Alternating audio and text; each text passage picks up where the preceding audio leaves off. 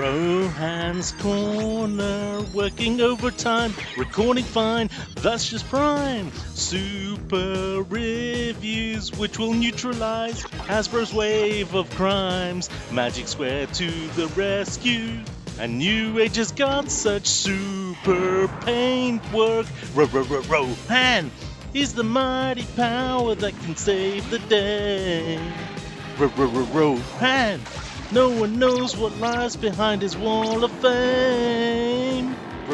Rohan, always riding hard on Hasbro's trail. Come see the memes he plays every Friday.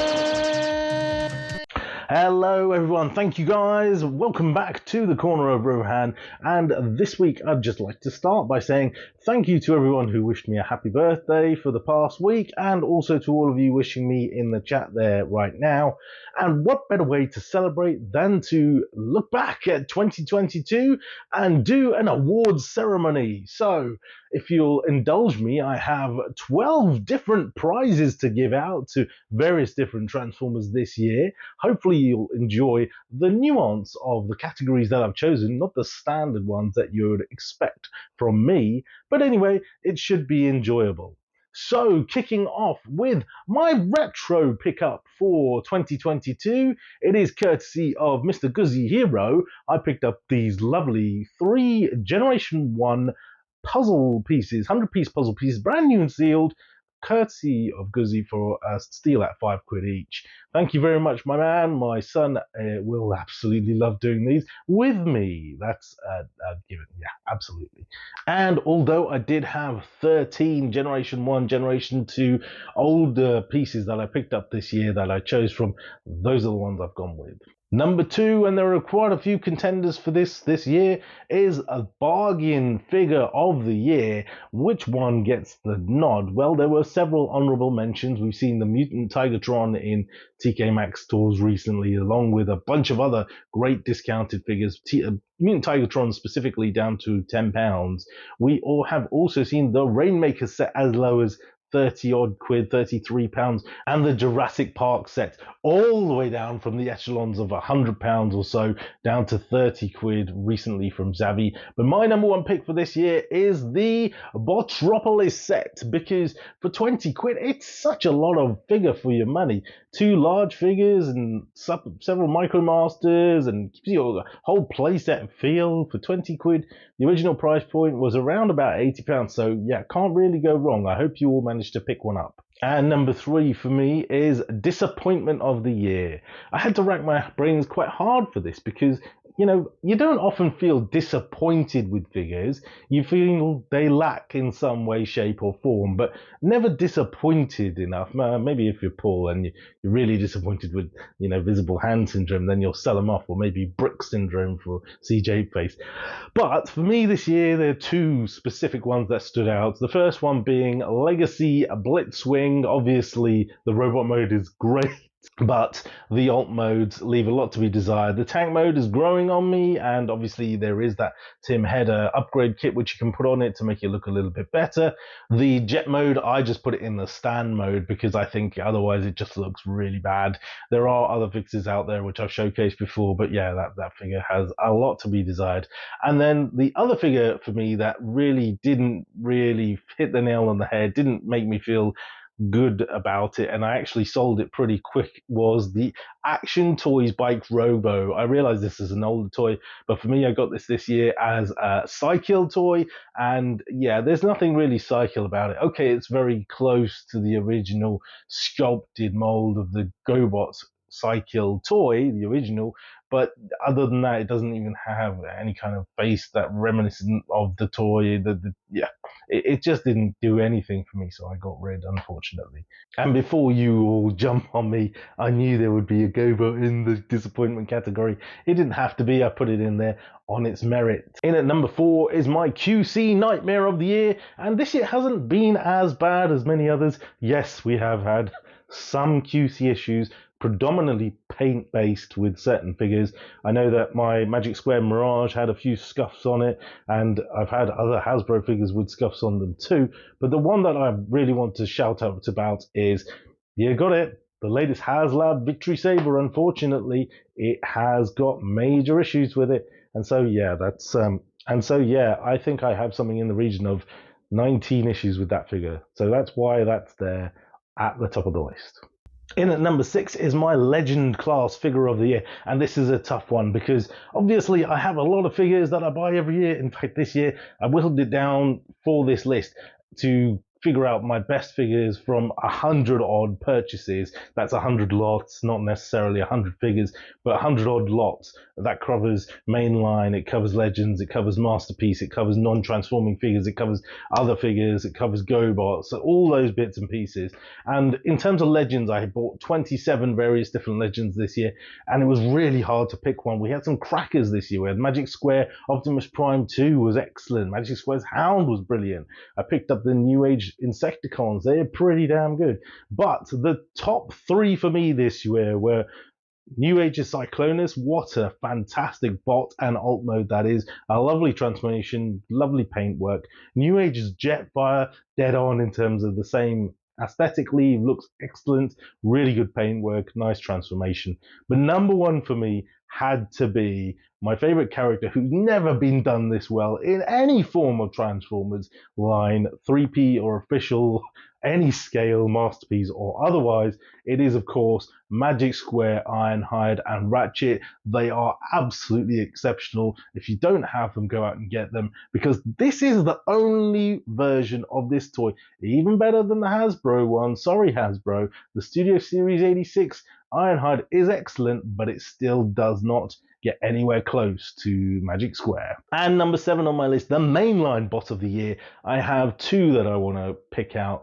We've had some excellent toys across all the lines this year, and we've had some okay ones. I really enjoyed some of the characters like Knockout from the Legacy line and some of the other Stunticons that have come out. As a set, I would say definitely the Stunticons are excellent for Hasbro Mainline. However, I can't really classify them as one bot, so I'll give them an honorable mention. But my pick for the Mainline toy of the year is going to be that boy again, Ironhide. I don't know how many times I have to say it. It's the first time we've had something close to the original character that was not, parts forming or bits and pieces or lacking massively in some way, shape or form. Yes, it could do with a few extra bits and pieces to make it better, but overall, I really enjoy the figure, and yes, he is my choice for this year. Who's yours? And I had 31 different bots and lots to choose from for the Mainline figure of the year, so that's saying something.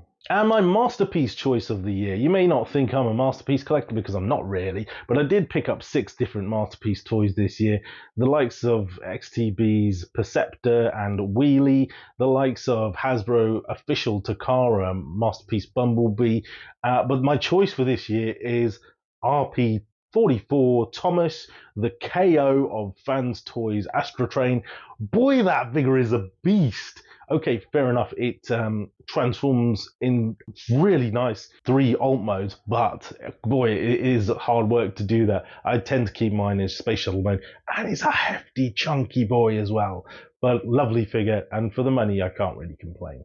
Number 9 on my awards list choice is something a bit out there. It is my non-transforming figure of the year. What this category means to me is any of the red line, the non-transforming action posing, action master if you like, type figures, but also any of the human-based characters that don't transform that I've picked up this year, the likes of the Impossible Toys, Spike and Sparkplug figures. And my choice pick for this year out of 13 different non-transforming toys, some of them are humans, some of them are robots, is the X-Transbots Janssen minifigures. We had Perceptor, we had Brawn, we had Bumblebee, and we had also Perceptor in microscope mode. And I love these little guys. They're excellent. I just wish someone would do a whole Generation 1 line of these. They are, believe it or not, slightly articulated, posable figures, which, I could get for a couple of quid each and have them there with the Zeta Unicron to give that scale differential look, but also put them on some of the larger Masterpiece figures or even Generations figures where they can be holding on like I have with Prime here, those sorts of things. They're just so fun, and even with my playset over there. Number 10 on my list, which is where it gets really juicy, is my Gobot pick of the year. And I had 10 various different Gobots which I picked up this year, I'll have you know. go. There were some excellent ones in there. I got some brand new carded sealed Gobots as well, don't forget.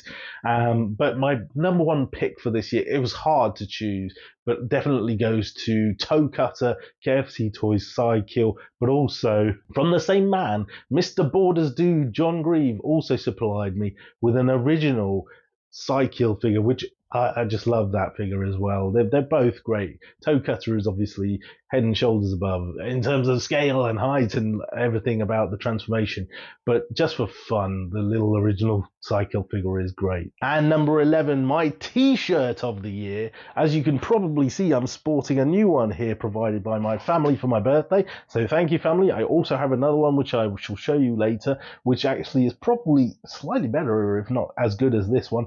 And I also got some really cool T-shirts early in the year. A couple of Gobots ones. One of those Gobots ones is my favorite. You can see me wearing it here. I love that shirt. It's brilliant. Next up is the award for Convention of the Year. Now, I attended 3 different conventions this year. I attended Rollout Roll Call most recently, TF Nation earlier in the summer, and prior to that, TF UK Con. And have a guess, which is my favorite?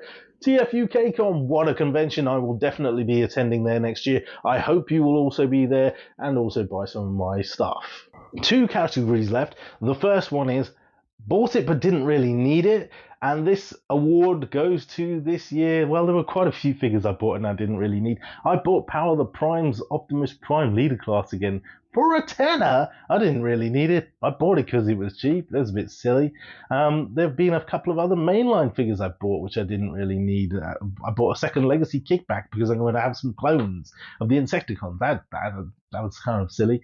But the biggest one, it's not a regret because I'll get my money back, but I don't really need it, is the Titan Class Legacy Selects Black Zarak toy. It's still in the box. It's not going to come out the box. I still haven't opened my Titan Class Scorponok.